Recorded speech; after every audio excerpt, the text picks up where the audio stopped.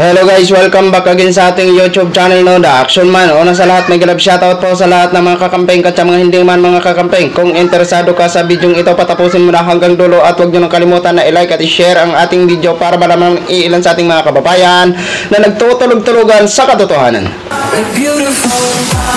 So muli naman nagbabalik ang nag-iisa yung host na si The Action Man para magbigay ng komentaryo at reaction sa mga mainit ng issue ng bayan. So ngayon ho mga ka-action, mga kakamping, no, may gusto lang ho ako na i-share sa inyo. Regarding po ito sa kaganapan ngayon, no? Pro Marcos versus itong mga mahakbang ng Mauntog Rally. Ang mga Pro Marcos kanina, mamaya i-play natin ang video, no?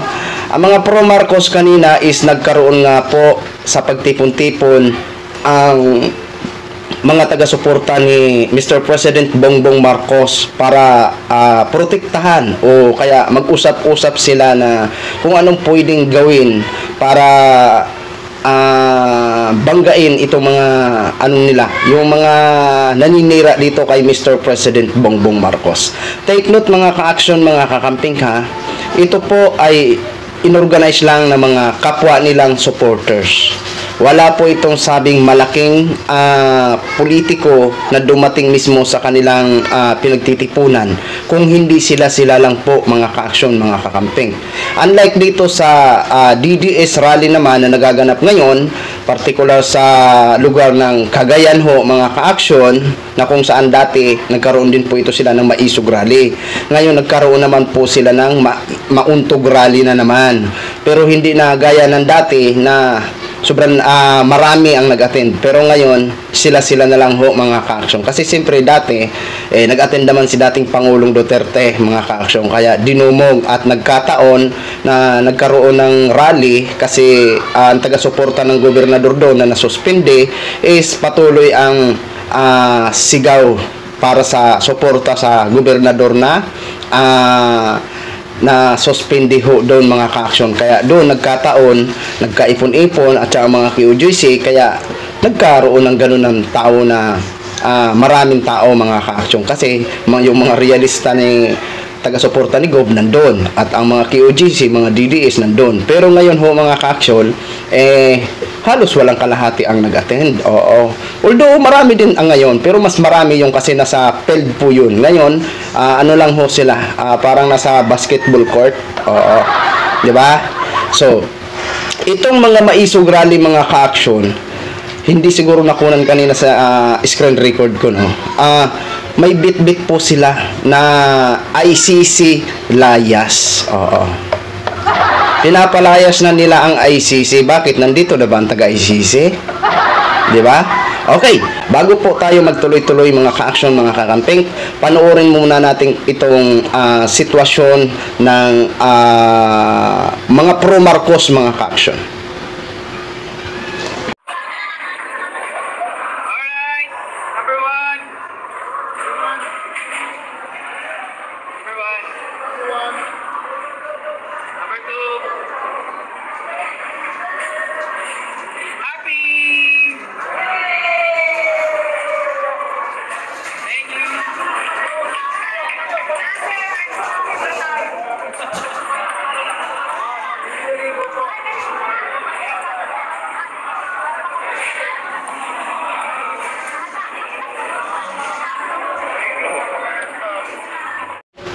So yun na ho mga ka-action, mga kakamping, no, napanood na po natin ang side ng mga Pro Marcos na kung saan nagkaroon sila ng tipon-tipon, kung paano nila protektahan ang mga naninira dito kay Mr. President Bongbong Marcos. Ayan ha, wala po yan malalaking tao na pumunta dyan kung hindi sila lang ng mga taga-suporta. Diba? Oh, marami po yan, mga ka-action, mga kakampeng. Okay? So, puntahan naman po natin ang part ng mga Mauntog Rally, mga ka-action.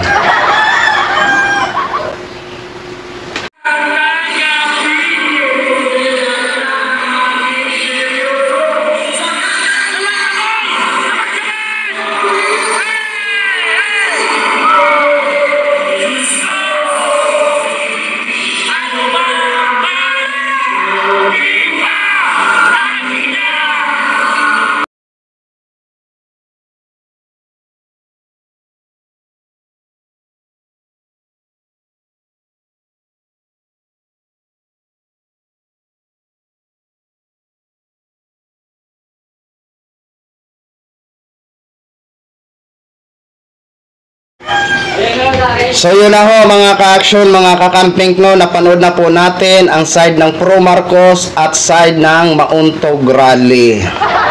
Itong last na gameplay natin, yan po ang side ng mga Mauntog Rally ho mga ka-action, di ba? O take note ha, partida pa yan. Itong mga Mauntog Rally, may mga official ho yan ng gobyerno ang nag-organisa niyan.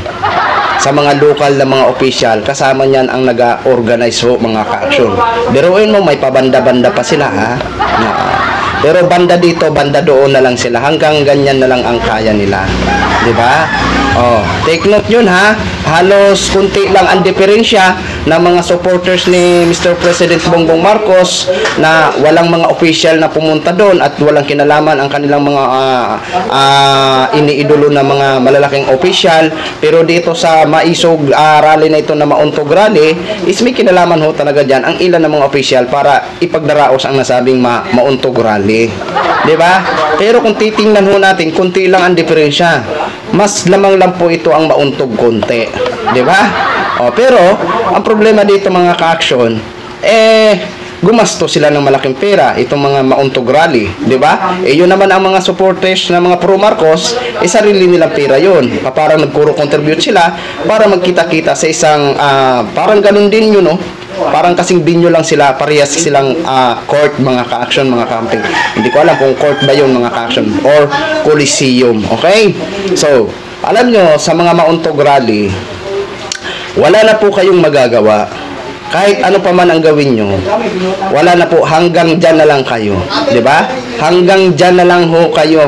Rally kayo ng rally, wala naman kayong nahahatak na mga para pandagdag sa inyo. Diba?